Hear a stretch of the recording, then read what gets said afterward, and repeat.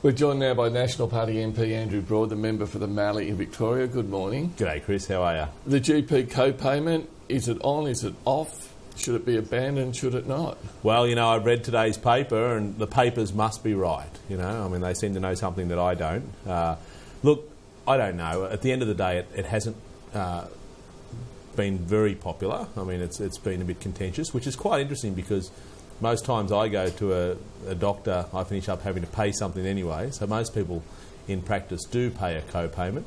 I think sending the signal that health isn't free and that there should be some modest contribution is fine, but whether $7 was the figure, I don't know. Would it, I mean, the government is addressing a real problem here, and that is that spending on health is projected to blow out in future decades as the population ages, more expensive treatments, etc. But just politically, would it be more sensible now for the government to say, OK, we're not going to get this through, let's abandon it, let's go out and consult widely, and we'll come up with another idea in the May budget, which isn't that far away now, and we'll address that issue then? Well, look, I guess there's better spin doctors and, you know, political strategists than me. I mean, I look at what is good policy, and good policy is people should realise when they go to the doctor that they're not getting it for free, that it actually is coming at a cost to the taxpayer. And if, you know, even if they've made it $3, say, you know, it just means that it's a recognition that I have got to pay something, you know, just to put a bit of a pause in people needing to go to the doctor. The question, though, needed to be asked, you know, how do we fund our, you know, significantly ageing population, and we want people to be in good health, and finding that balance is important. Now, the budget, MIFO will come out in December.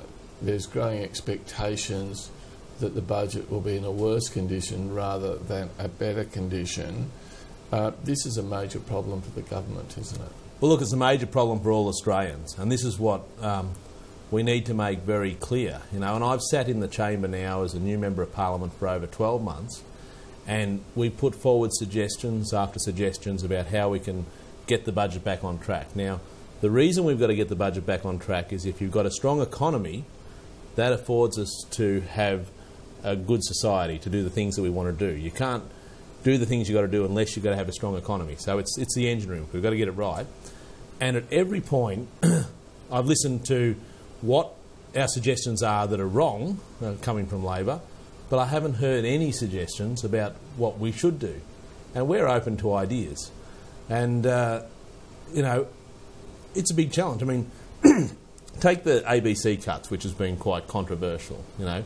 That's saving the federal government $50 million a year. Now, that sounds like a lot of money, except that only pays the interest on our total debt for 33 hours out of the year.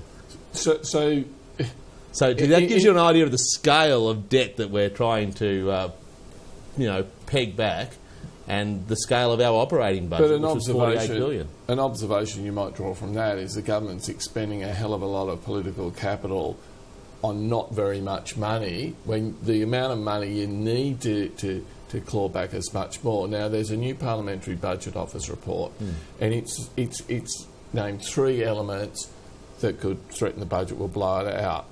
One is the terms of trade, so iron ore prices, whatever. Yep. And they're dropping. Not much the government or Labor, for that matter, can do about that. But the other 2 elements are labour productivity and the participation rate, the employment participation rate.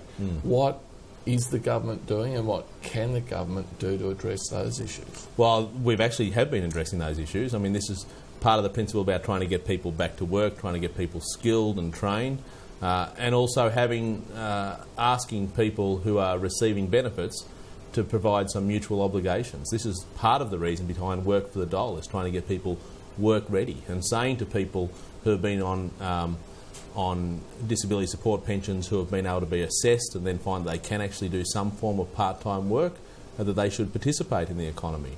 And at the end of the day, you know, the only way we're going to get the economy back on track and ultimately the country back on track is everyone tightens their belt a little bit, everyone contributes, and that's what we're trying to do. And I guess I give the ABC example to show that the scale of what we're dealing with is so significant, and yet the outcry that came out of the opposition, is overblown in its proportion to... What about the opposition from Christopher Pyne? Well, Christopher's protected his patch. But look, at the end of the day, we've got to make hard decisions. And it would be nice to have some suggestions come from the other side for a change. Isn't that a difficult message to sell, though? You're saying we all need to tighten our belts a bit. Yep. And then on the other hand, you're saying we're trying to grow the economy, we're trying to stimulate things. It's a kind of a mixed message, isn't it? Well, I mean, it is. I mean, at the end of the day, you've got to cut government expenditure where you can, but also put into removing constraints in the economy where you can. And look, at the end of the day, I've said the end of the day twice now. Yeah. But it is small business, it's the pursuits of individuals that create wealth. It's not government that creates wealth. Now, most observers, certainly the opinion polls, would say that the government is not travelling well, and there's been a lot of problems selling the budget, trying to get it through the Senate. There's been a whole issue of broken election promises. Some ministers haven't been performing that well, the Defence Minister David Johnson, case in point. What do you think the government needs to do, if you like, to get back on track, to get back on top in the political contest? Well, I tell you, I'm not a political strategist, but I actually don't believe that most people think the government's not travelling well. I think if someone rung me up as a lay voter and they said, who would you vote for? You usually like to give the government a day, a bit of a slap, just to keep them on their toes. That's the Australian way. However, when it comes to running the country, if we had an election now and people had to come in and decide who they're going to vote for, would they choose the people that are prepared to make the tough choices, or would they choose the whingers on the other side? And that's the choice they would have. And I believe, and this is my unwavering belief in the Australian people, that they would choose the people that would make the tough choices. Because ultimately, whilst the average Australian doesn't like tough choices, they do know that we need to get things back on track. They do know we've been living beyond our means, and they do know that if we make tough choices now, it does lead to prosperity in the future. Okay, just one final issue, an issue that we addressed earlier in the year and has come back, and that's the issue of same-sex marriage. Senator David Leyonhjelm is going to introduce a private member's bill into the Senate.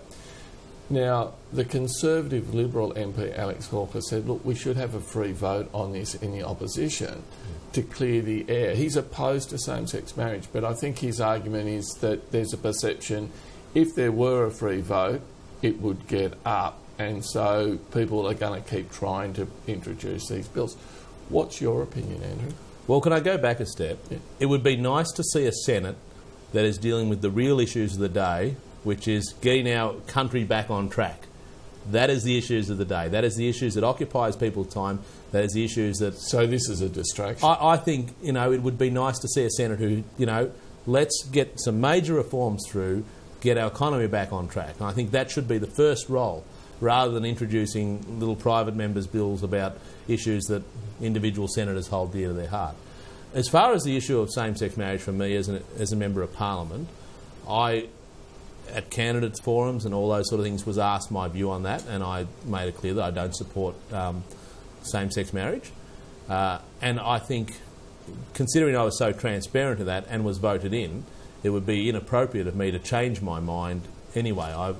That's not the question. The question, though, is whether it should be a conscious vote. Whether it should be a free vote. So people like you who oppose it, stand up, vote. People know why you're voting, because that's what you believe, not rather than it's a party line. Yep. And then if it's defeated, people can say, well, that is the genuine opinion of the majority of parliamentarians, as opposed to the position now that seems to be suggested that, there's all these MPs that really want to vote for same-sex marriage in the Liberal Party and the National Party, but they're kind of not allowed to. Look, I don't think it's not allowed. I mean, certainly if I can talk about with the National Party, because I'm not a member of the Liberal Party. In the National Party, if there's something you vehemently believe in, you can across the floor, or you can vote against it, and our party has a strong history of but doing that's that. a big step as opposed to a free vote, isn't it? Well, what I'm saying, there is a lot of freedom within the National Party. Ultimately, within the Liberal Party, that's a discussion for the Liberal Party and the Prime Minister. And heaven forbid for me to be telling the Prime Minister how he should run his party. I'm part of the National Party. We have a lot of freedom. If it was something that someone, believed in, they would. If it's something they don't believe in, they don't. And that's, I guess, why I'm a National Party member, not a Liberal Party member. Okay, Andrew Broad, thanks for your time today. Thank you.